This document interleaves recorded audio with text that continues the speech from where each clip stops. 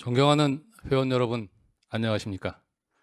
코로나 확산으로 인해 감염의 위험에도 무릅쓰고 사명감으로 악전고투하며 환자와 함께하는 여러분께 경의를 표합니다. 전문가들이 우려했듯이 북반구의 코로나19 대유행은 현실이 되었습니다. 코로나의 장기화와 확진 환자 대폭 증가로 인해 의료진은 거의 탈진 상태가 되었으며 이대로 가다가는 의료체계의 붕괴가 우려됩니다. 감염의 위험을 무릅쓰고 진료를 하고 있는 병의원의 폐쇄나 휴진에 대한 손실보상이 충분해야 하고 장기적인 환자 감소로 인한 세제 혜택이나 지원책이 있어야 합니다. 이번 주제는 의사와 사회 정치에 대한 다소 큰 담론을 나누고자 합니다. 이번 심포지움을 통해 의사가 사회와 정치에 관심을 가지는 계기가 되기를 바랍니다. 저는 지난 1월 12일 의사 구속이 반복되고 있어서 의료사고 처리 특례법 제정을 해야 한다는 청와대 국민청원을 했습니다. 이번에는 국민의 동의를 받아 반드시 법 제정이 되기를 바랍니다. 청원 동의를 꼭 해주시기를 부탁드리겠습니다. 대한개원협회는 진료 환경을 개선하여 의협이 신성하고 존중받을 수 있도록 최선의 노력을 다하겠습니다. 함께해 주신 모든 분의 건강과 행운을 기원합니다. 감사합니다. 그래서 세 번째 장성환 대표 변호사님 나오셨습니다. 장성환 변호사님은 서울대학교 물리학과 졸업하시고 사법시험 40회 합격, 현재 법무법인 지우의 대표 변호사십니다. 대한의사협회 감사단 법률자문위원 맡고 계십니다. 큰 박수 부탁드립니다. 다음 토론 참여 민향기 노원을지대학교병원 신장내과 조교수님이십니다. 을지대학교 졸업하시고 현재 노원을지대학병원 신장내과 조교수고 대한병원의사협회 비상대책위원회 그리고 민초의사협회 공동대표 맡고 계십니다. 큰 박수 부탁드리겠습니다. 패널 마지막 분 소개해드리겠습니다. 대한의사협회 주예찬 중앙대의원이십니다. 건양대학교 의과대학 졸업하시고 건양대학교 인턴 그리고 현재 건양대학교 병원 비뇨의학과 전공의 맡고 계십니다. 또한 현재 대한의사협회 중앙대의원 맡고 계십니다. 큰 박수 부탁드리겠습니다. 예, 주예찬 선생님 혹시 기조 발언 하시고 싶은 말씀 있으신가요? 저는 이제 대전 앞에 말씀해 주셨듯이 대전 건양대학교 병원 비뇨학과 전공의이자 현재 대한전공의협의회의 대한의사협회 중앙대의원으로 있습니다. 오늘 심포지움의 주제가 의사와 사회, 정치라고 들었는데 저는 이전부터 사회 정치에 관심이 굉장히 많았고 이는 아마 이제 저를 둘러싼 주변 일들이 결국에는 어떻게 해서든 저의 일상에 영향을 미치게 된다는 것을 좀 일찍 깨닫고 저와는 당장에 연관 없어 보이는 시사와 사건 등등들을 닥치는 대로 찾아보는 습관들을 어렸을 때부터 좀 길렀던 것 같습니다. 그러던 와중에 현 전공이 이제 1년 차를 하는 와중에 의료계 단체 행동이 시작됐었고 의료계 전체적 문제에 이제 심하게 좀 몰두하게 되었던 것 같은데 그렇게 몰두하게 되면서 깨달은 것들이 의료의 주체인 의사들의 목소리가 의료 정책에 정말 제대로 반영되지 않는다는 것을 알고 그때부터 이제 어떻게 하면 제가 갖고 있는 이런 의료 정책에 대한 생각들을 실질적으로 이제 옮길 수 있을까 고민했던 것 같습니다. 그렇게 해서 어떻게 이 대한의사협회 중앙대의원 자리까지 맡게 되는 상황이 됐는데요. 앞으로 저 일단은 전공의로서 어떻게 의사 사회에 전공의들의 어떤 권리들을 어떻게 하면 제고할 수 있을까 등등의 목소리를 내면서 최대한 노력해보고 이런 것들이 결국 의사 전체의 어떤 권익으로 이어질 수 있도록 노력을 해보도록 하겠습니다. 감사합니다. 예, 젊은이사 주예찬 선생님 좋은 말씀 감사드립니다. 그럼 지금부터 본격적으로 강의 토론하기 전에 오늘 귀한 강의 여러분 기조 발언이랑 다 해주셨습니다. 혹시 오늘 강연 내용에 대해서 질문 있으시면은 패널분들 지목해 주시고 질문해 주시기 바랍니다. 오늘 강연 내용이나 평소 그 강연자분에 대해서 묻고 싶은 게 있으시면 질문 주십시오. 대한제약회사의 회장 민성기입니다. 오늘 좋은 자리 마련해 주신 김덕선 대한개연협 회장 감사드리고 오늘 연자분들한테도 좋은 강의 감사드리겠습니다. 다른 분들이 이제 질문을 생각하시는 동안 조금 시간 버는 의미로 그냥 질문 제가 먼저 나왔는데요. 저는 결국은 이 정치라는 게 결국은 의회랑 행정부 거기가 제일 중요하고 결국은 선거 때 공천을 어떻게 받느냐 현실적으로 그 사이에 뭐 여러 가지 변수에 대한 거는 뭐 잘 모르는 분야인데 저는 제가 이제 쭉 이렇게 다녀보니까 저희가 이제 선거철마다 의료계가 총선 기획단이라고 막 다 해가지고 하는데 최근 몇 번의 그 임기 동안 봤을 때 점점점 처절하게 더 숫자가 줄어든 걸 보면서 특히 이번 국회는 더더군다나 그렇죠. 일단은 뭐 저희 의협에서 총선 기획단을 가동하는데 결국 거기 이제 비례를 당선시키는데 뭐 이번에 비례는 뭐 의협하고 전혀 상관없는 물론 그분 이제 의원님은 뭐 이제 의협 임원 출신이긴 하지만 우리 의협의 입장이나 의료계랑은 조금 좀 간극이 있다 그럴까요? 그런 부분인데 우리 박인수 의원님께 드린 질문입니다. 왜 저희가 그렇게 비례에서는 그렇게 의협에서 노력을 하고 그 다음에 결국은 또 지역에 가면 또 각 지역의 지역의사회에서 사실은 그 병원을 안 가는 정당 뭐 관계자나 높으신 분들도 없을 텐데 병원 어디 가면 다 그 좋은 의사 소개시켜달라는 얘기는 수도 없을 텐데 실제로는 요번에 의사공천은 지역에서는 딱 여당에서 한 분밖에 없는 그 이유가 뭔지가 일단 저는 왜 이렇게 공천을 못 받는지가 저는 궁금하고요. 두 번째는 박혜원 교수님한테도 또 비슷한 겁니다. 행정부 내에도 복지부 내에도 의사 출신 공무원 하신 분이 많이 늘고 있다고 저는 생각을 하는데도 불구하고 의료계의 어떤 입장이나 견해와 시너지가 증가하는 거는커녕 오히려 이렇게 하락하는 이유가 뭐라고 혹시 생각하시는지 견해를 좀 듣고 싶습니다.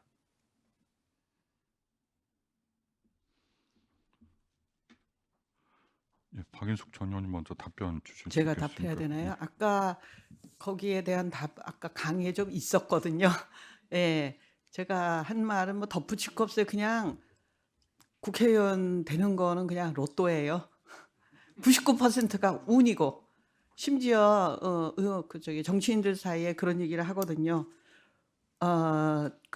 본 선거는 그래도 예측을 할 수 있죠. 예, 그거는 분석을 할 수가 있어요. 객관적으로 과학적으로 분석을 해서 얘가 이 사람이 당선될지. 그런데 공천은 분석도 안 돼요. 언제 무슨 일이 일어날지 모르니까 이런 말을 쓰거든요. 공천은 귀신도 모른다. 그런 표현을 써요. 그러니까 답이 없는 거예요. 예. 그러니까 이게 저는 이제 미국 같은 데서는 우리나라의 공천제도하고 어떻게 다른지 저는 정말 아직 분석은 못 해봤는데 이런 공천제도는 딴 나라에 별로 없을걸요. 그러니까 이게 점점 왜 의사가 점점 적게 들어가느냐 비례 이게 점점 더 나빠지고 있어요. 공천제도가 좋아지는 게 아니라 생각해 보세요. 이번 공천 어떻게 생각하세요? 저는 민주당은 오히려 잘했다고 생각해요. 민주당 쪽은 거기는 그래도 당선 가능성을 보고 하잖아요.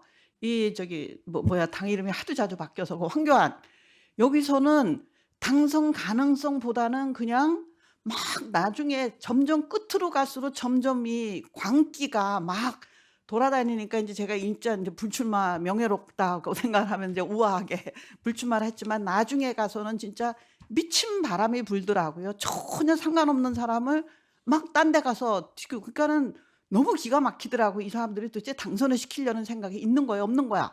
그냥 자기 마음에 드는 사람 마음에 안 들건 안 들고 상관없이 하니까 무슨 이유건 간에 막 이상한 데로 막 박아요. 그러니까 다 떨어졌잖아요. 그러니까 거기에 대한 답은 이걸로 충분한데 아까 그자도 질문이었길래 제가 이 말씀을 드리려고 했는데 아까 못한 말 뭐냐 하면은 의협에서 제발 정치 세력화, 정치 세력을 키우자, 정치 폴리티컬 파워를 키우자 이런 말을 좀 아예 정치라는 말을 안 썼으면 좋겠어요. 그건 은밀하게 정말 작전을 잘 짜서 일을 어취브 하는 거지 현수막 걸고 의협에 옛날에 그런 거 있었거든요. 제가 너무 기가 막혀서 굉장히 오래전에 의협에 가면 동아홀에 큰 현수막 붙어있어요. 의협의 정치 세력화 현수막 붙여놨어요. 와, 의사들의 수준이 이 정도구나. 그때 저 정치에 관심 없을 때도 그걸 보고 너무 기가 막혔는데 그 수준이 지금도 그 수준이에요. 제발 그렇게 하지 말고 의사 국회의원을 만드는 방법은 진짜 획기적으로 지금 제가 더 말씀을 드릴 수가 없어요. 저도 생각에는 있는데 뭐 지금 이렇게 떠들 이유도 없고 완전히 그냥 생각을 뒤집어서 다시 생각을 해봐야 돼요. 점점 더 줄어들고 그리고 또 하나는 국회의원들 많이 있었잖아요. 항상 몇 명은 있었어요. 최고로 많을 때 4명까지 있었고 뭐 여러 당에도 있었고 3선한 사람 4선도 있고 3선 누구니 보는데 4선도 있고 5선도 있고 국회의장도 있어요. 근데 생각해 보세요. 그분들이 의료기 위해서 무슨 일을 했어요. 5선까지 했잖아요. 국회의장까지 했잖아요. 저는 그 개인을 비난하는 게 아니라 그렇게 할 수뿐이 없는 그런 이유를 아까 제가 말씀을 다 드렸잖아요. 그냥 국회의원 되고 나면은 모든 99%의 사람들 또 그 사람의 시간의 99%는 오로지 표예요. 오로지 다음에 초선은 2번 해야 되고 2번은 3번 해야 돼. 한 번 더 다음 선거에서 당선되는 게 그게 그 사람의 99%의 에너지가 글로 가거든요. 그러니까 저는 어떻게 생각하면은 약간 미안한 생각이 들다가도 나름대로 조금 했어요. 그런 아까 계속 그 말이 걸려. 눈치 보느라고 당대표 눈치 봐요. 당대표가 가면 못해요. 당은 누구를 봐요? 의사들 안 봐요. 어느 당이건 마찬가지고 의사보다는 국민을 더 쳐다보고 국민이 하는 대로 하지 의사들 네. 충분한 답이 됐죠? 네, 좋은 답변 감사드립니다. 박 이사님 혹시 답변 주실 수 있겠습니까? 사실은 뭐 좀 전에 아마도 중요한 해답을 다 이미 말씀해 주셨다고 생각을 합니다. 그냥 개인적인 경험을 좀 말씀을 드리면요. 이제 청와대에서 행정관으로 근무했을 때 그때 이제 제 위에 있던 분도 이제 비서관도 이제 의대 교수 출신이었죠. 근데 이제 그 일하면서 느끼는 거는 자기 혼자 발탁돼서 이런 자리에 오게 되면 잘못하면 바보가 될 수도 있겠구나. 그런 생각이 들었습니다. 무슨 얘기냐면 비서관 혼자 일을 하는 게 아니거든요. 비서관 혼자 일을 하는 게 아니고요. 비서관이 일을 하고 그러려면은 여러 정치 세력이 있어야 됩니다. 이래서 뭐 VIP하고도 가까우면 좋을 수 있고 자기 혼자 일하는 게 아니라 그 사람을 뒷받침해주는 여러 세력들이 있어야지 같이 일을 할 수가 있는 거거든요. 그 아까 이제 뭐 우리 서민 교수님은 현재 또 의원님 얘기를 하셨는데 제가 생각하기엔 박윤석 의원님 같은 경우에는 특별히 굉장히 이례적으로 여러 가지 일을 하셨다고 생각이 됩니다. 그동안 의사 출신 국회의원들이 많이 있었거든요. 그 이유는 아마도 제 생각에는 뭔가 이제 본인 분야 일가를 이루셨기 때문에 좀 그래도 여러 눈치를 보셨다고 하지만 자신 있게 어떤 전문가적인 견해를 표출할 수 있지 않았나 생각이 들거든요. 다시 얘기하면 의사라도 그런 어떤 그 자신감이 있지 않으면 부속품 비슷하게 될 가능성도 굉장히 높습니다. 그리고 행정부에 이제 그 의사 출신 공무원들이 있지만 의사가 아니라 공무원입니다. 의사가 아니라 행정기구고요. 오히려 그분들이 이제 약간 뭐 실망스러운 모습을 보여주는 경우도 있지만 그분들이 전문성을 발휘하지 못하는 분위기가 있는 겁니다. 그 분위기는 여러 가지 이유가 있는데요. 어떤 정치적인 문제로 여러 가지가 있기 때문에 오히려 그분들이 전문성을 발휘하지 못하는 거는 의사들의 어떤 그 역량이 전반적인 역량이 국민을 설득시키거나 그러지 못하기 때문에 그래서 그런 거로 이해할 수도 있다고 생각이 됩니다. 그 의대 교수들 중에서요 기관장으로 나가시는 분들이 있죠. 기관장으로 나가셔가지고 여러 가지 일들을 하시기도 하는데요. 자기 하고 싶은 일을 다 못합니다. 왜냐하면 이제 기관장 나가면요 거기 이제 그 기관장 뭐 10년 20년 하는 게 아니잖아요. 길어야 2년 3년 임기가 있는데 그 밑에서 직원들이 일하던 사람들은 계속해서 국회라든지 또 여러 행정부서와 같이 일을 했던 사람들입니다. 그 직원들이. 그래서 자기 기관장으로 오신 분이 폴리티컬 파워가 있냐? 있으면 이제 잘 듣는 거고요. 폴리티컬 파워가 없으면 그 일을 잘 안 듣습니다. 그래서 누가 의사다 아니다 이걸로 해결될 수 있는 게 아니라 의사 전반적으로 어떻게 보면 국민 속에서 국민을 갖다가 모을 수가 있고 국민들한테 설득할 수 있고 이럴 때 의사 자격을 가지신 분들이 조금 더 제 역할을 하고 전문가적인 견지를 펼칠 수 있지 않나 저는 그렇게 생각을 합니다. 저 선생님 저 한 말씀만 해도 될까요? 죄송합니다. 저기 그러니까 저 국회의원 뭐 의사 출신 국회의원 뭐 배출하는 것도 중요한 것 같지만 사실 국회의원들이 생각보다 힘이 많이 없더라고요. 그래서 사실 지금 이제 공공의대 같은 정책도 다 뭐 김용희 사단이라고 하는 거기서 나왔지 않습니까? 그러니까 이진석 같은 분은 이제 행정관인데도 되게 엄청난 파워를 가지고 있고 그렇기 때문에 우리가 이제 총선 돼서 이제 국회의원을 몇 명 배출한다 그 당장 그때 거기 매몰되지 말고 좀 길게 봐서 대선 후보들한테 가서 그러니까 미래의 잠재적인 대선 후보한테 가서 싱크탱크가 좀 되면 어떨까 그 생각을 좀 하는데 이건 좀 어려운 생각인가요? 싱크탱크에 간 사람들이 몇 명 있는데 자기 하나 자리 차지하고 그걸로 끝이에요. 그런 적이 좀 있었어요. 그러니까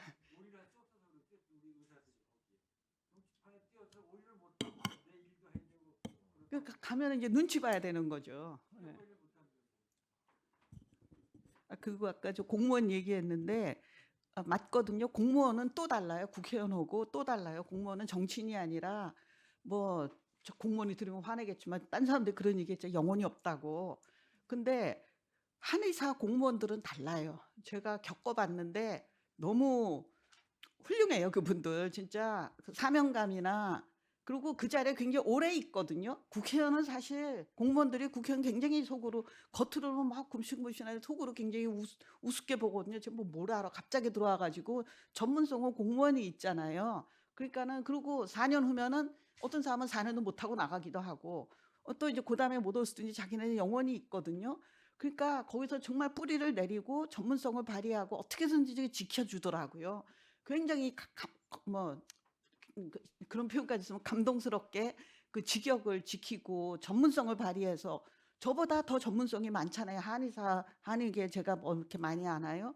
그런 거를 보고 의사들은 또 그것도 또 거기서 또 기득권인 것 같아요. 한의사들은 기득권이 아니라고 생각을 하는지 하여간 거기 굉장히 뿌리를 깊이 내린 그런 한의사 출신 공무원들이 복지부에도 있고 장관실에도 있고 이런 사람들이 참 일을 열심히 잘하고 있어요. 예.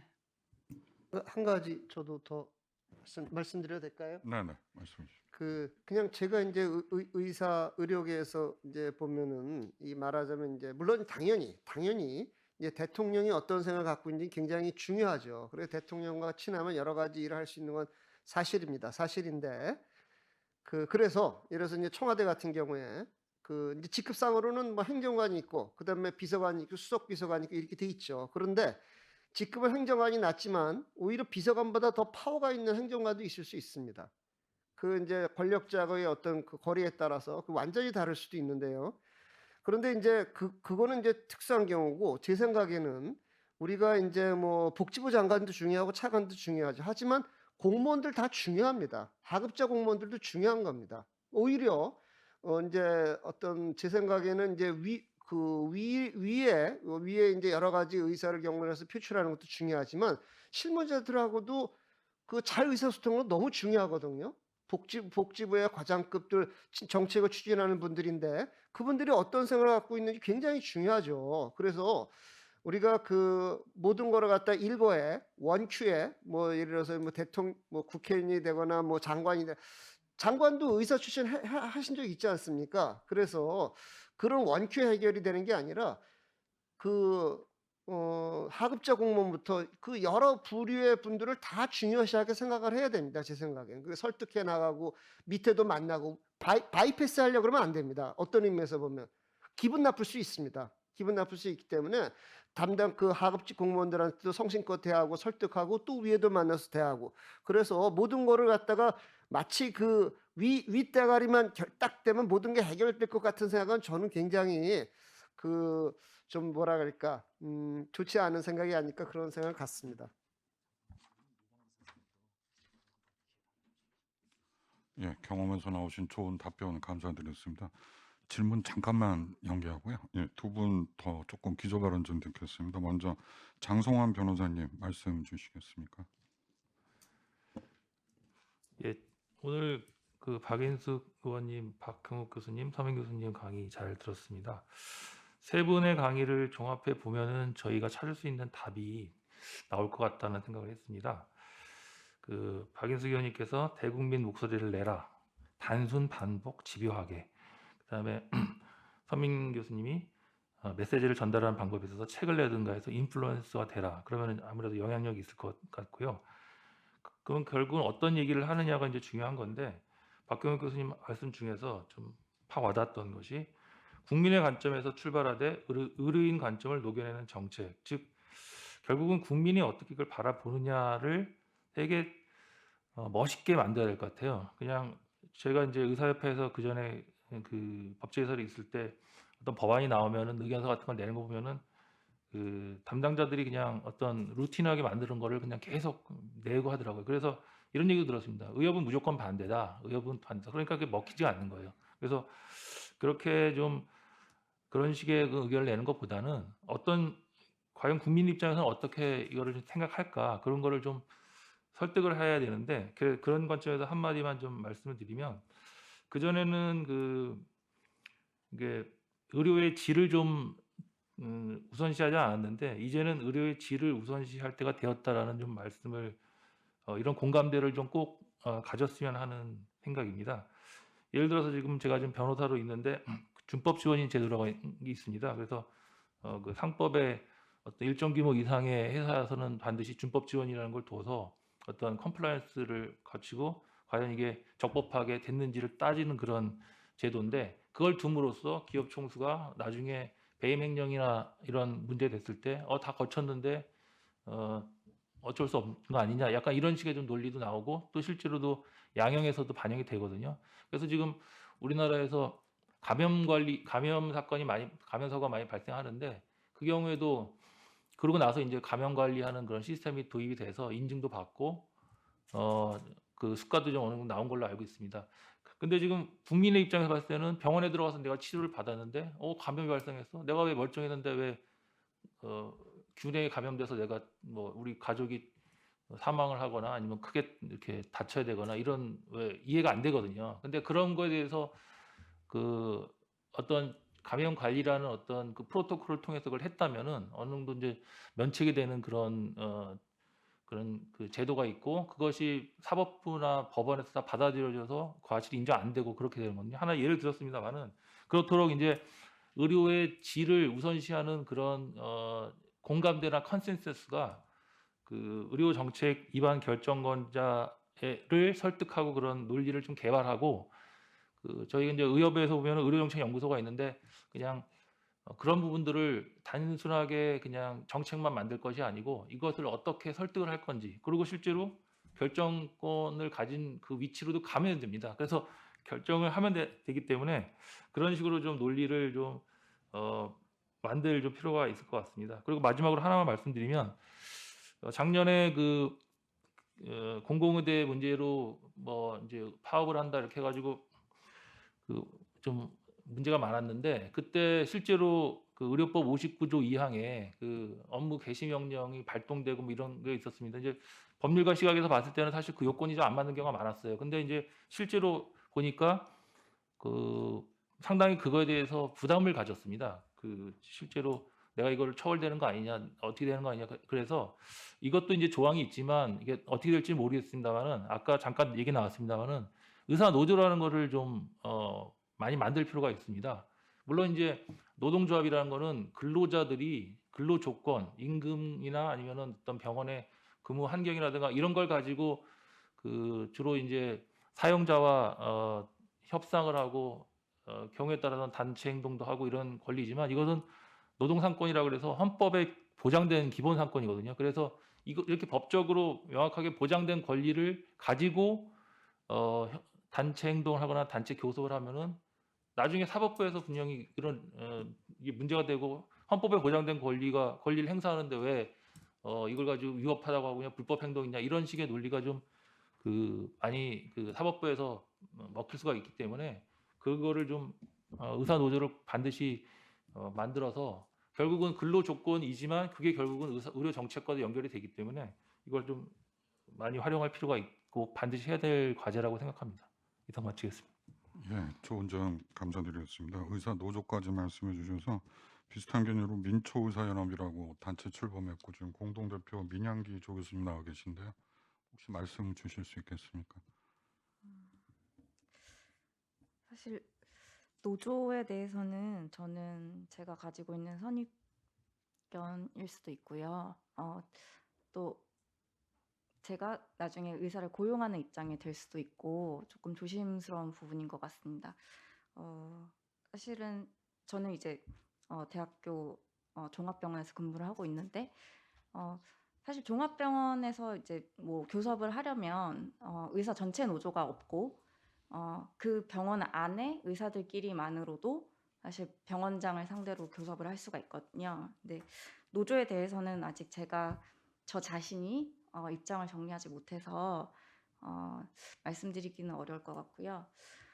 오늘 강의를 듣고 나서는 첫 번째는 일단 의협 회비 투표권에 대해서 저는 의협 회비와 상관없이 모든 회원들에게 투표권을 줘야 한다라는 입장을 말씀드리고 싶습니다. 왜냐하면은 의협은 의사 면허를 따는 순간에 강제로 회원 가입이 되고 있는데 제가 최대집 회장 탄핵 임시총회장에서 느낀 거는 절대로 회원들을 대표하는 대의원들이 아니다라는 걸 느꼈고 그 권력을 너무 공고하게 다져서 대의원 진입 장벽이 너무 높고 또 저는 사실 뭐 지역구 의사회나 이런 데서 시행하는 뭐 골프 대회 이런 거 하나도 참석하지 않는데 뭐 회원들이 걷어간 회비를 가지고 뭘 하는지 또 우리가 뽑은 대의원 회장들이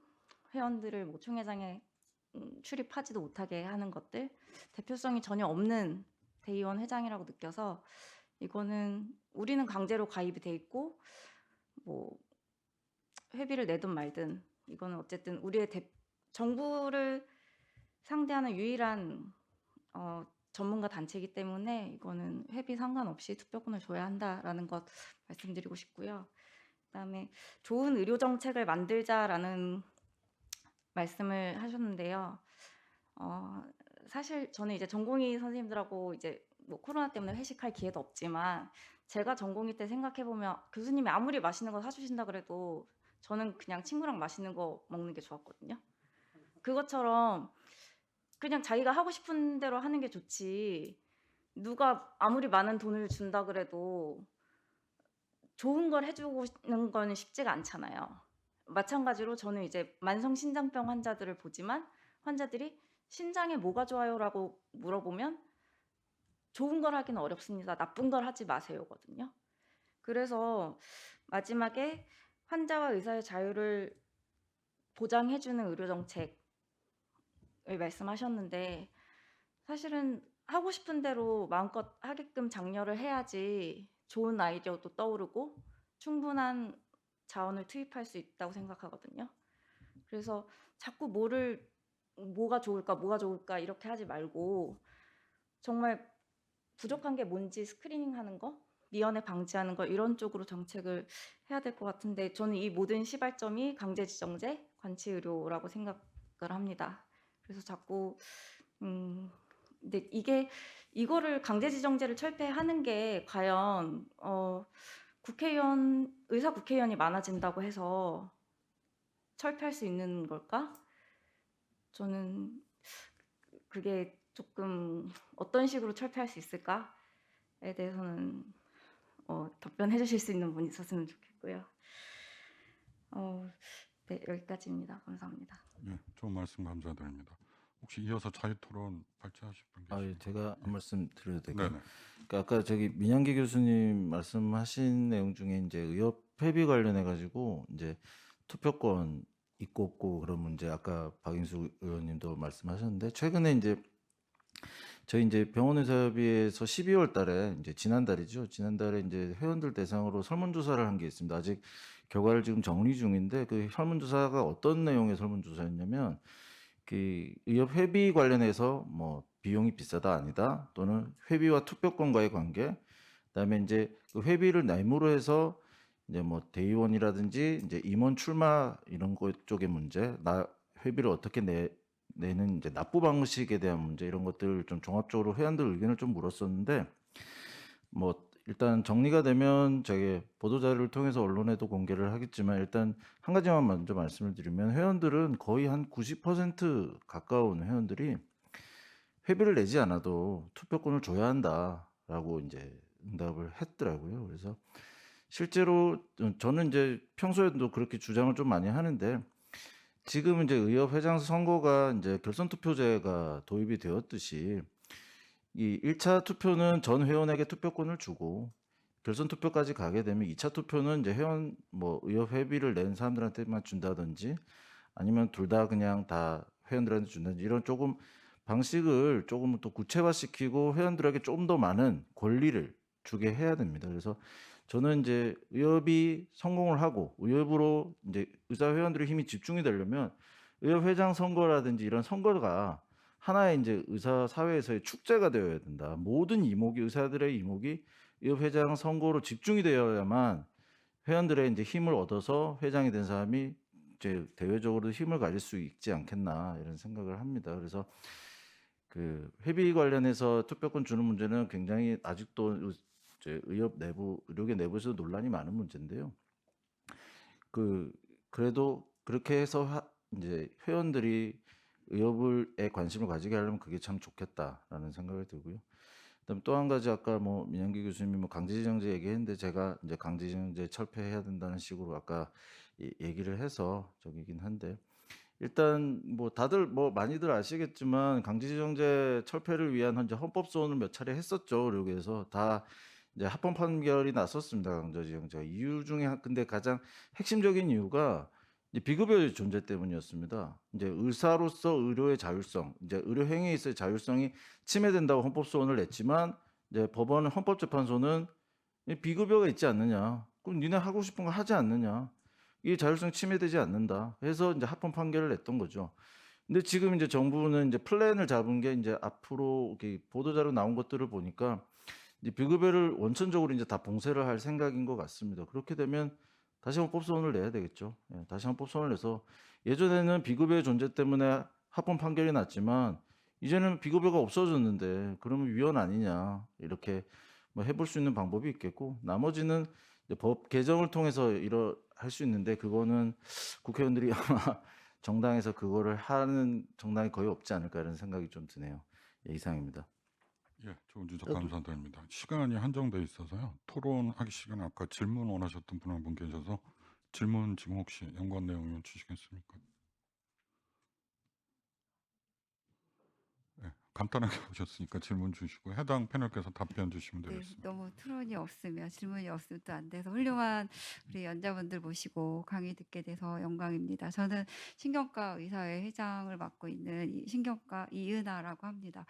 이게 의사들의 모든 꿈은 사실 환자분들을 잘 치료해서 그분들이 가족과 함께 행복하게 잘 사는 거. 이게 이제 모든 의사들의 꿈인 것 같습니다. 그래서 오늘 이제 심포지움의 주제가 의사와 사회, 정치 이렇게 이제 주제인데 의사가 사회와 정치까지 이렇게 관여를 해야 되나? 사실은 의사는 진료실에서 환자만 잘 보면 그게 이제 정말 꿈일 것 같거든요. 근데 현실은 이제 그게 안 되니까 당장 이제 오늘 1월 16일인데 1월 1일 날, 1월 2일 날 딱 이제 출근을 해서 보면 뭔가 국가에서 확 바꿔 놓습니다. 수가 무슨 뭐 병명 뭐든 그래서 이제 그러면 그거에 또 맞춰서 의사들이 막 이렇게 이제 해야 되고 뭔가를 또 하면 이 부분에 대해서는 또 국가에서 이렇게 약간 조정하는 그것대로 이제 따르지 않으면 다 이제 불법한 거라고 그러고 과잉이라고 그러니까 사실 이제 의사들이 좀 서글프고 서러운 거고요.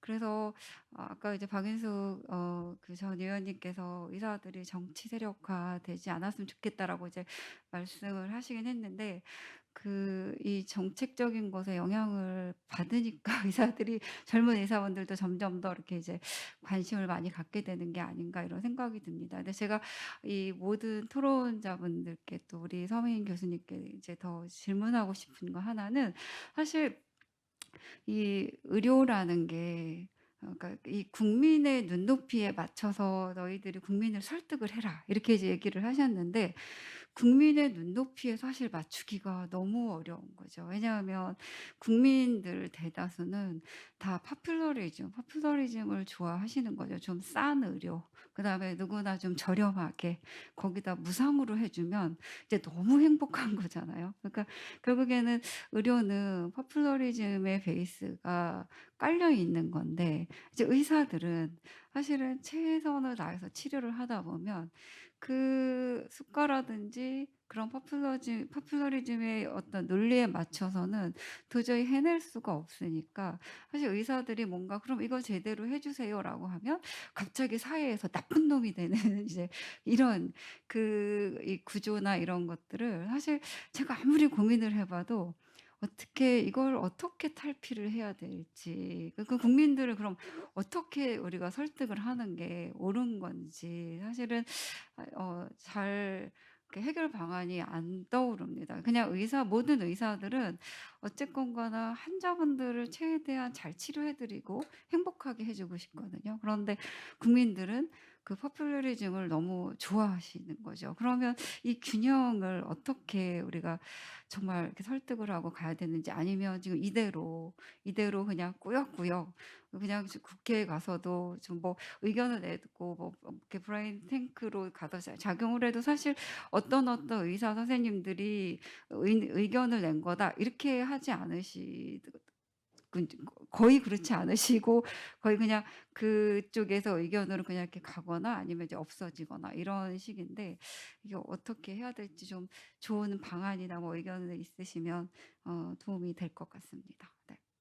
예, 질문에 답변 주실까요? 예, 저한테 질문해 주셔서 감사합니다. 제가 이번에 저 의사 파업 때 제가 알기에 국민 지지율이 한 40% 가까이 38% 정도 나왔다고 봅니다. 굉장히 충격적인 수치고요. 의사들의 파업에 대해서 이렇게 많은 지지를 얻은 적이 없었는데 물론 이제 이것이 정부의 이제 정책이 너무 말이 안 되기 때문도 있지만 제가 보기에 더 큰 원인은 요새 많은 의사분들이 이제 환자가 별로 없어서 인터넷을 되게 많이 하시더라고요. 그래서 그 난공불락처럼 이어졌던 네이버 댓글도 보시면 의사분들로 추정되는 분들이 굉장히 많이 달고 대형 커뮤니티에 글을 굉장히 많이 쓰세요. 그리고 페이스북 같은 것도 이제 많이 이용하다 보니까 그 사람들이 이제 그런 거 읽으면 너무 이제 이게 와닿는 거죠. 그래서 예전에는 의사분들이 어땠냐면은 일반인들하고 얘기하려고 하진 않았어요. 설득 자체를 하지 않았어요. 그냥 니네들은 설명해도 몰라 이렇게 약간 특권의식이 있었다면 지금은 눈높이를 낮춰서 이제 여론전에 많이 뛰어들었고요. 그리고 이제 지금 유튜브라는 게 생겼지 않습니까? 이 유튜브가 또 하나의 이제 출구가 될 수 있을 것 같습니다. 이제 댓글 이거 넘어서서 유튜브를 통해서 이제 뭐 정부 정책에 왜 문제가 있고 우리들이 어떤 요구를 우리 요구가 터무니없지 않다는 거, 우리 지금 이대로 가면 의료가 망한다는 뭐 이런 식의 얘기들을 얼마든지 이제 저는 이제 펼 수 있을 거라고 보거든요. 그래서 많은 이제 그러니까 의협이 이제 뭐 다 개인 생업이 바쁘겠지만 그래도 의협에서 좀 이렇게 유튜브 같은 거 적극적으로 활용해서 앞으로 좀 국민들하고 대화에 나서면 참 좋을 것 같다 생각합니다. 뭐 짧은 답변, 그러니까 부족한 식견이지만 답변 드렸습니다. 예, 좋은 답변 감사합니다. 또 저도 우리 예, 박인숙 답변 주십시오. 의원님께 질문하고 싶은 게요. 아까 제가 이제 그 얘기하다가 이제 뭐 윗사람이 중요한 게 아랫사람이 중요한데 사실 국회의원 굉장히 중요하죠. 중요한데 만약에 지역에서 물론 이제 공천이란 과정을 거쳐야 되겠지만 지역의 어떤 의사 집단 의사 단체들이 지역의 국회의원을 말하자면 뭐 당선에 굉장히 큰 영향을 줄 수 있다. 말하자면은 그렇게 이제 지역 주민들을 설득하고 동원할 수 있는 그런 어떤 정치력이 있다 그러면은 국회의원들한테 어떤 영향을 미칠 수 있을까요? 그게 좀 궁금합니다. 여러 가지 그러니까 지역에서 국회의원의 당선에 예를 들어서 이제 우리 저 사람 뽑아야 된다라든지 뭐 이런 식으로 만약에 이렇게 그럴 수 있다면 그 국회의원들이 어떤 정책적인 지향에 어느 정도나 어떻게 영향을 미칠 수 있을지 궁금합니다. 사실 제가 국회의원 8년 하면서 의사단체 행사에 가서 항상 한 얘기가 똑같은 얘기인데 다 이해를 못 하신 것 같아요. 그게 바로 어저께도 이틀 전에도 의협에서 그 인터뷰하는데 또 그런 얘기가 나오더라고요. 우리 이렇게 이번에 여기 당에 이렇게 많이 입당도 했는데 아무 소용이 없다고. 그러니까 할 수 있는 방법이 그러니까 이제 지금 나쁜 법이 많잖아요. 이걸 막아야 되는데 국회의원 하나도 없어요. 아니면 말이 안 통해. 이럴 때 어떻게 할 수 있냐? 현역 국회의원들 그러니까는 그 법안 소위에 앉아 있는 국회의원이 제일 중요하지만 그 몇 명 안 되니까 우리 지역에는 전혀 저 위원회가 아니다. 그 지역의 국회의원하고 친해야 돼요. 예, 그러니까 무슨 당이하고 상관없이 개인적으로 개인적 레벨에서 좀 친해가지고 야 이런 법안이 지금 의사를 죽이는 이런 법안이 올라왔는데 이거 막아야 되는데 어떡하냐. 그렇게 해서 좀 친해놓고 관계를 좋게 해놓으면 이 사람이 그 위원회에 법안 소위에 앉아 있으면 제일 좋은데 그런 확률은 굉장히 낮으니까 자기 동료한테 전화해서 야, 이런 법이 올라갔는데 이거 막아야 되는데 한마디 해줘.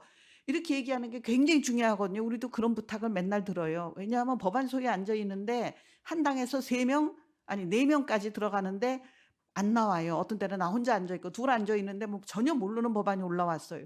이게 막 통과되는데 아 이거 아닌데 내가 그러니까 알고 통과되는 법이 거의 없어요, 사실. 이러니까 나라 일이 얼마나 엉망으로 돌아가는지 진짜 알고 나면은 우리가 얼마나 이 진짜 불안정한 사회에 살고 있는지. 그때 우리 말이 좀 길어지지만 우리 롯데 면세점법도 어이없이 통과된 거예요. 어느 날 갑자기 면세점 닫으래요. 그래서 신문 보고 알았어요. 저희 지역구에서 일어나는 일인데 그래서 너무 기가 막혀서 회의록을 다 봤죠.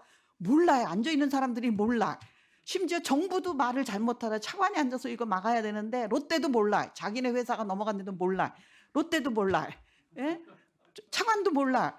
거기 또 그 경제 이런 사람들도 앉아 있는데 도대체가 읽으면 너무 어이없는 일이 일어나는 거예요. 한 예를 들면은 그렇기 때문에 그러니까 그때 만약에 롯데 얘기해서 그렇지만 누가 저한테 와서 이거 정말 면세점 이러면 우리 망한다. 지금 어차피 이제 이런 것 때문에 없지만 그렇게 얘기했으면 제가 거기 앉아 있는 산자위인가 기재위인가 거기에 전화해서 이거 꼭 막아야 된다. 아니면은 최소한 그때만이라도 타임 있고 시기만이라도 모면하면 다음에 다시 논의할 수 있잖아요. 국회의원들이 너무 정신없이 행사에 불려다니고 요새는 안 그러지만 하루에 행사 4-5개 다니면서 축사 4-5개 하고 정신도 하나도 없어요. 갑자기 이제 시간 맞춰서 법안 소위에 앉아서 이런 법안이 뭐 90개 100개가 와요. 어떻게 다 알아요? 그러니까 부탁받은 법안 이거 꼭 가야 된다, 꼭 막아야 된다 하는 거는 조금 이제 나 잘 모르니까 우리 조금 다시 연구해서 다시 다음에 올리자 이러고 일단 막고 다음에 올라왔을 때 그렇게 할 수 있기 때문에 지역구 국회의원들 아까도 얘기했듯이 표가 제일 무섭거든요. 지역구에서 들고 일어나면은 당신 낙선운동하는 이 한마디만 들으면은 정신이 번쩍 나요. 그러니까 그렇게 해서 법을 막아야지 국회의원 100명, 200명 다 소용없어요. 예. 그러니까 입당을 할 때도 우리 이번에 뭐 우리 당으로 저 당에 뭐 입당 몇몇 그 아무 소용 없어요. 입당을 박인숙이 입당을 100명을 시켰다. 그러면 이제 예를 들면 이제 공천 뭔가 여론조사 공천한다. 그럴 때 당원이 500명인데 100명을 내가 입당시킨 사람이래 봐요. 그 사람들이 다 앉아서 전화 받아서 나 이 사람 지지한다. 굉장히 확률이 높아지잖아요. 그럴 때 필요한 거거든요. 공개되는 건 너무 이런 얘기를 떠드는데 그러니까 그런 거를 굉장히 스마트하게 영리하게 해야지 무조건 그렇게 하면은 소용도 없다. 괜히 전력만 남아요. 어디 입당했다 그러면 나중에 공직자 가는데 조금 문제가 되기도 하거든요. 그러니까 함부로 입당하지 마시고 그렇게 해야 되고 사실 이제 저 시간이 얼마 안 남았으니까 제가 조금 적었는데 아까 대선에 대선이 이제 1년뿐이 안 남았거든요. 대선 때 굉장히 잘해야 돼요. 그럴 때는 정말 뭐 의사단체가 우리가 1000명, 10,000명이 뭐 누구 지지한다 이러면은 이게 이제 굉장히 메시지가 입력이 되는 거거든요. 그럴 때 정책을 아주 정확히 정교하게 해서 이러이러한 거를 해주는 정당을 우리는 대선 후보로 하겠다. 이렇게 해서 해야 되는데 아까 이은하 선생님이 정치 세력화 하지 말라는 게 아니에요. 정치 세력화는 해야 돼요. 정치 세력화 하자고 떠들지 말라는 얘기지. 조용히 해야죠. 그거는 은밀히. 예. 그거 굉장히 중요하거든요. 그리고 또 아까 저기가 누구가 황교안 찾아가서 뭐 사진 찍고 이런 거 지금 정말로 도움이 안 되거든요. 말단을 찾아가야 돼. 정말 정책 만드는 사람들, 공무원도 그렇고 국회도 그렇고 이 말단 공무원들이 굉장히 중요하다. 그리고 오늘 우리 여러 사람들이 얘기하는데 다 똑같은 얘기 같아요. 인플루언서가 되자. 저는 뭐 이런 거를 잘 이용하자 그러니까 최근 이런 서민 교수 네, 자꾸 조민호가 헷갈려서 자꾸 제가 네, 서민 교수님 같이 유전적으로 소양이 있어도 10년이 넘어 걸렸는데 함부로 지금 책 쓴다고 앉아 있고는 아니고, 그러니까 아까 제가 얘기한 게 IT 컨텐츠 잘 만드는 사람들, IT 쪽, 그러고 이게 어떤 사람은 그림을 잘 그리는데 말을 잘 못해요.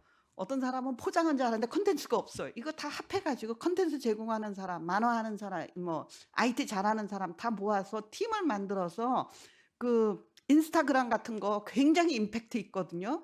그 의협에서 아주 좋은 인스타를 만들어서 국민한테 짝 뿌리면 재밌어야 돼. 일단 재밌고 쉽고 이해하고, 그런 전문가를 키워서 의협 회장이 누가 되던 바뀌던 항상 그 팀은 쭉 가게, 의사 출신이면 더 좋고 의사 아닌 사람들도 뭐 이해가 잘하면, 그러니까 그런 거를 만들자. 그런 진짜 중요한 인플루언셜한 인플루언서를 만들자. 그런 부서를 만들어서 쭉 지속되게 하자. 그런 얘기를 말씀을 드립니다. 네, 이상입니다. 제가 끝났나요? 추가 말씀. 예. 제가 한 말씀 먼저 드릴까요? 예. 예, 제가 그 주해찬 우리 전공의 선생님한테 한번 질문 겸 한번 좀 그 도움을 청하고 싶은 게 있습니다. 뭐냐면 아까 그 의회장 선거권 얘기가 나왔는데 이 회비 납부 여부에 상관없이 선거권을 주자고 했는데 이제 반대를 하시는 분들이 있는데, 그분 논리가 뭐냐면 어떻게 회원의 의무를 다하지 않고 투표를 하려고 하느냐라고 하시는데, 제가 그분들한테 반론을 하고 싶어요. 작년 여름에 우리가 파업투쟁 했지 않습니까? 그때 우리 전공의 학생들 90% 이상 나왔습니다. 근데 반대하시는 분들, 개원하신 분들 몇 % 나왔나요? 회원의 의무가 회비 내는 것만 있습니까? 파업에 참가 안 하는 사람들은 투표 안 해야죠. 그런 식으로 따지면 차기회장 선거는 전공회하고 학생들이 해야 됩니다. 마찬가지죠. 자, 그래서 우리 흔히 하는 말 중에 이 메시지보다 메신저가 더 중요하다는 얘기 하거든요. 작년 여름 투쟁이 그래도 어느 정도 국민적인 반향을 이끌 수 있었던 것이 우리 젊은 의사들이 했기 때문입니다. 젊은 의사들이 그래도 아직 순수하고, 그런 젊은 사람들이 뭔가 좀 단체 행동을 할 때는 정말 이유가 있겠구나라고 국민들이 많이 그렇게 받아들여 주신 것 같아요. 그래서 우리 어떤 정치 세력화든 사회화든 앞으로 젊은 의사들이 많이 이끄셔야 될 것 같고, 그런 측면에서 우리 전공의들이라든지 전공뿐만 아니고 전공의들이 파업투쟁 나갔을 때 그 백을 서준 우리 전희민 선생님들, 주니어 스태프들 다 고생하셨거든요. 우리 민양규 선생님도 고생하셨고, 그런 분들이 주축이 돼야 되는데, 앞으로 이런 문제들에 대해서 어떻게 좀 선거권 문제라든지 이런 거에 대해서 좀 앞으로 또 주장을 하실 것이며, 또 그런 행동을 하실 때 우리 또 선배들이 어떻게 도와주면 좋을 건지 한번 여쭤보고 싶습니다. 예, 주해찬 선생님 답변 주실 수 있겠습니까? 어려운 얘기인데, 일단은 말씀해주신 투표권에 있어서는 저도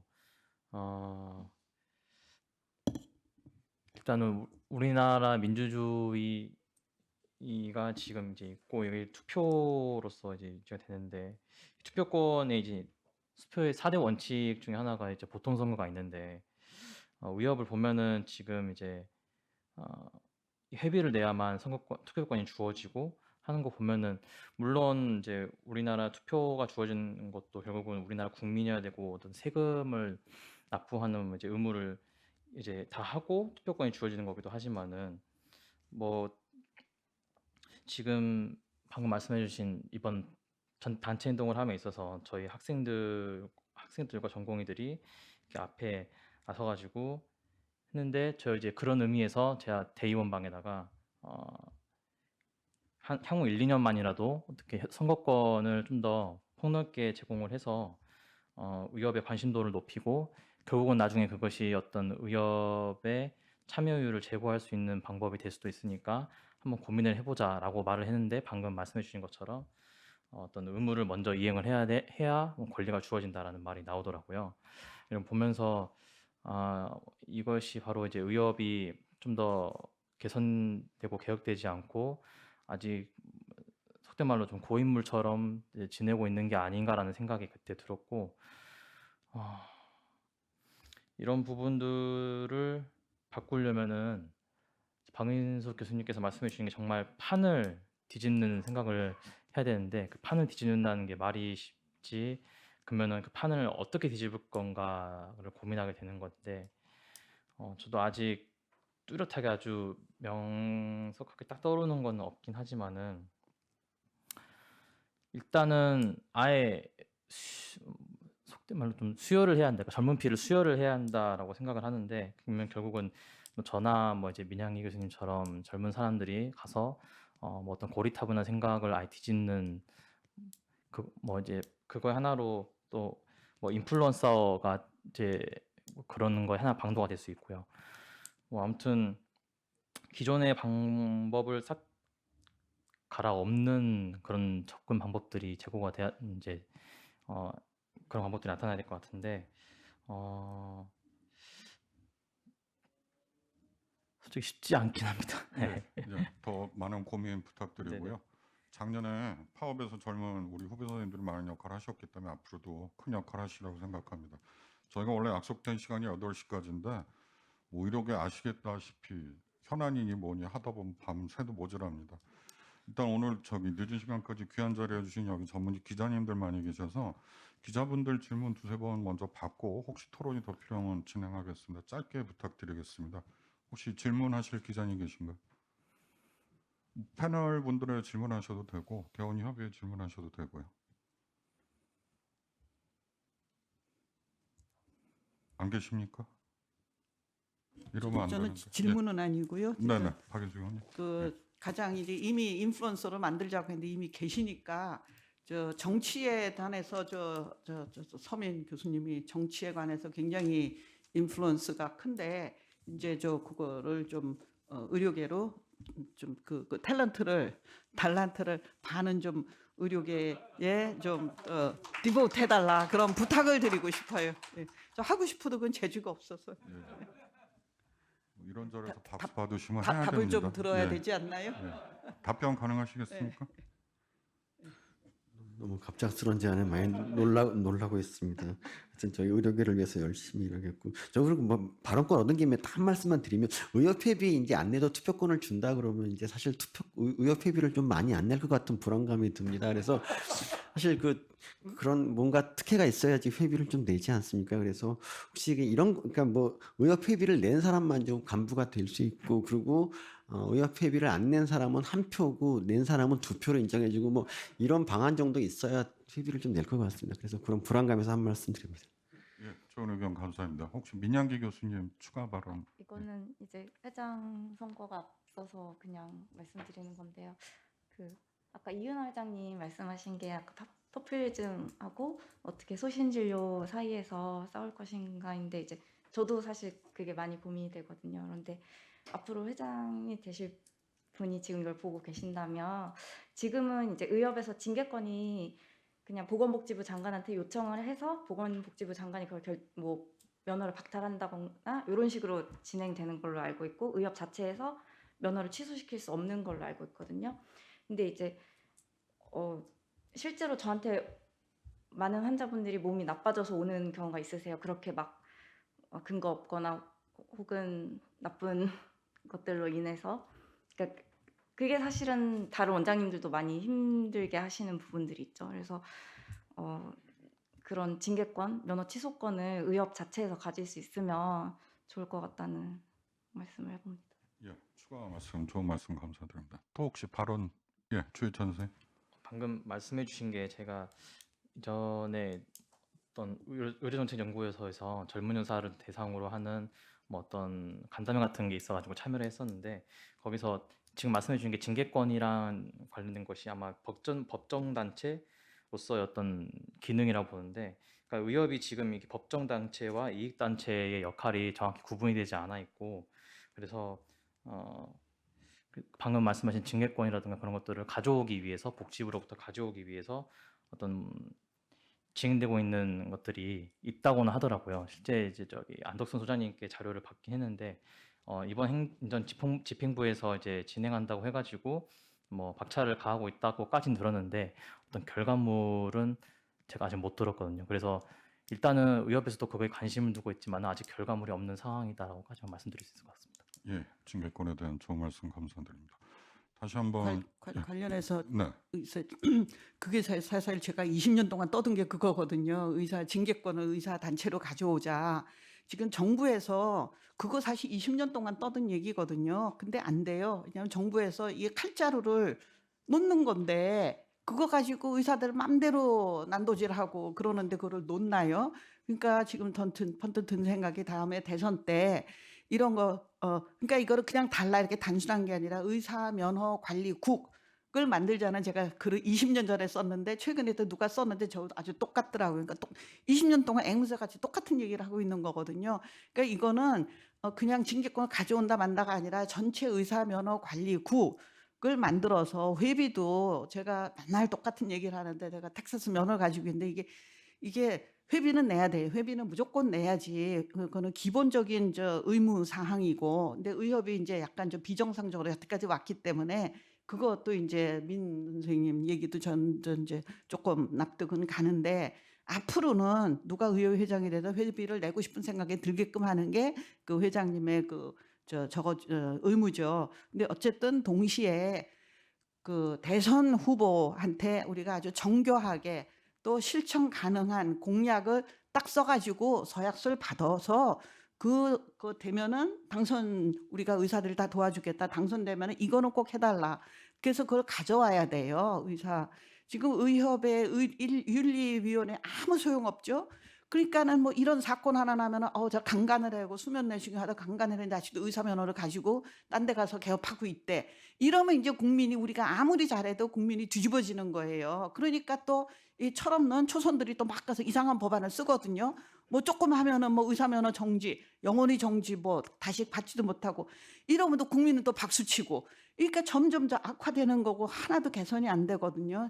그러니까 그거를 우리가 이제 조금 이따 다행히 대선이 오니까 그 정책연구소든 뭐 좀 새로운 조직이든 젊은 아까 의료연구 뭔지 이런 데서 이런 거를 구체적으로 정말 우리가 딱 몇 개만 많이 지저분하게 늘리지도 말고 그거 가져오는 거 이거 하나만 가져와도 큰 성과거든요. 그 우리가 해야지 어떻게 살인을 저지른 사람이 의료법 위반이 아니라고 환자를 보잖아요. 환자는 모르죠. 이 사람의 범죄 경력을 모르니까 저는 그거 하나만 가져와도 그러니까 대선에 꼭 이거는 써먹어야 된다는 말씀을 드립니다.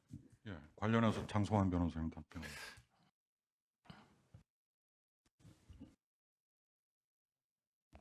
예. 그 대한의사협회 회원분이 지금 13만이 정확히 모르겠는데요. 사단법인 중에서 우리나라에서 제일 규모가 큽니다. 그 변호사협회는 변호사를 많이 늘었다고 하는데 이제 3만밖에 안 되거든요.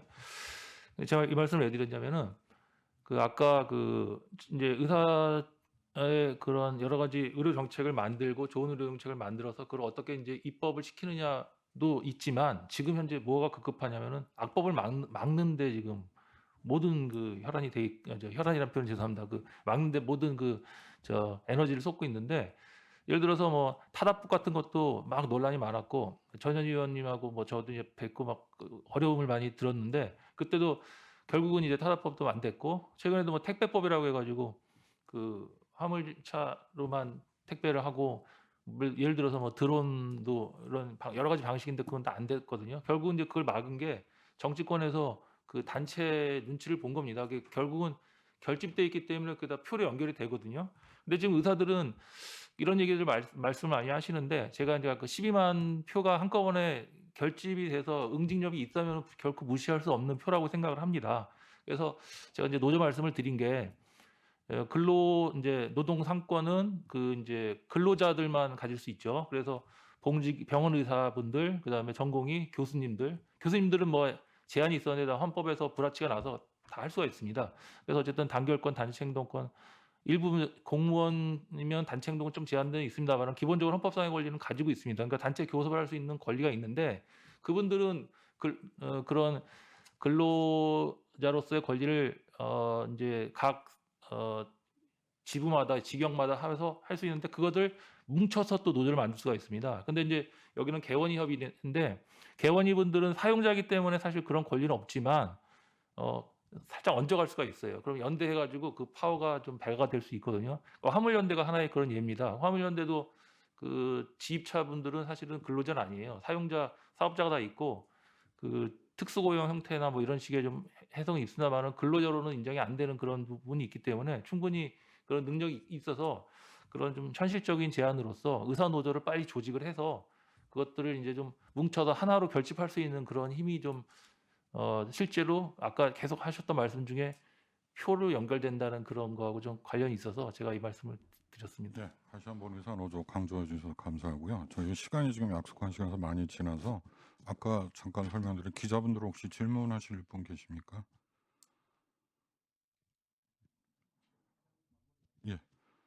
예, 질문 없으시면 저희가 이미 시간 30분 지나서 오늘 이 자리 심포지움 마련한다 애써주신 대한개헌위원회의 김동숙 회장님 인사 말씀 듣고 마무리하도록 하겠습니다. 한 말씀 부탁드리겠습니다. 네, 장시간 고생 많으셨습니다. 저희가 이 정책 심포지움을 만들었는데 오늘 저 박인숙 의원님부터 시작해서 이렇게 서민 교수님 또 박영훈 교수님 패널 여러분 대단히 감사합니다. 오늘 저희가 주제 밖에 여러 가지 이제 논의 안건들이 나온 것 같습니다. 그리고 어느 정도 컨센서스도 이루어졌습니다. 앞으로 대한의사협회가 발전할 수 있는 방향성이 오늘 약간 이렇게 열어진 것 같습니다. 앞으로 대한의사협회가 사회 중추적인 역할을 하는 의료계 최종주 단체로서의 역할을 지금 못하고 있습니다. 계속 투쟁하는 단체처럼 되어 있는데요. 이기는 투쟁은 할 수 있습니다. 그렇지만 또 국민과 함께 하지 않으면 국민들하고 소외된다면 의료계는 계속 더 떨어질 수밖에 없습니다. 또 오늘 주신 의견 우리 대한개헌협에서 충분히 다 받들여서 좋은 정책이 나올 수 있도록 더 노력하겠습니다. 장시간 도와주셔서 감사합니다. 예, 늦은 시간까지 수고 많으셨습니다. 이상으로 심포지엄 전부 마치겠습니다. 조심해서 귀가하십시오.